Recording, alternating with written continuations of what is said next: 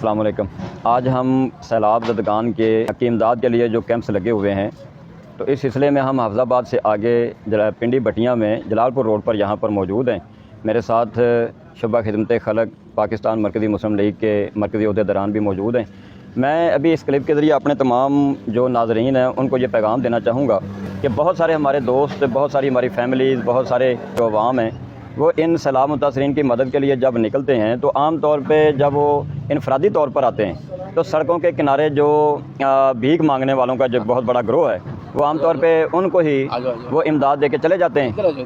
تو میں یہ اپیل کرنا چاہوں گا کہ آپ جب بھی ان علاقوں کا دورہ کریں، آپ وزٹ کریں، تو آپ یہ کوشش کریں کہ جو امداد ہے وہ آپ انفرادی طور پہ تقسیم نہ کریں، بلکہ آپ کسی فلاحی تنظیم کے حوالے کریں، کیونکہ اس تنظیم کے جو عہدیداران ہیں، جو ذمہ داران ہیں، ان کے علم میں ہے کہ کس جگہ پر کیا ضرورت ہے۔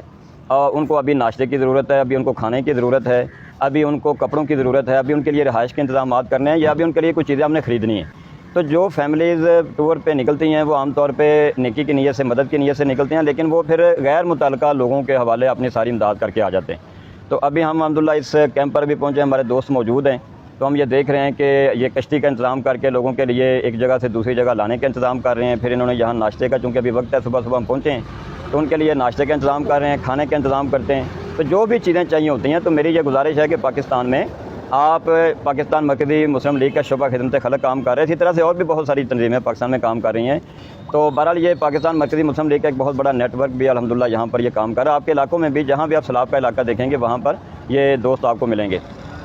تو اس حوالے سے میں یہ چاہوں گا کہ تمام جو ہمارے پاکستانی عوام ہیں وہ اپنی امداد ضائع نہ کریں۔ یہ ایک بہت بڑا مسئلہ ہر دفعہ یہ دیکھنے میں سامنے آتا ہے کہ بھیک مانگنے والے، امداد ضائع کرنے والے وہ اکٹھے ہو جاتے ہیں اور وہ آپ کی امداد جو ہے وہ ضائع کر دیتے ہیں۔ اللہ تعالیٰ ہمارا حامی و ناصر ہو۔ السلام علیکم ورحمۃ اللہ۔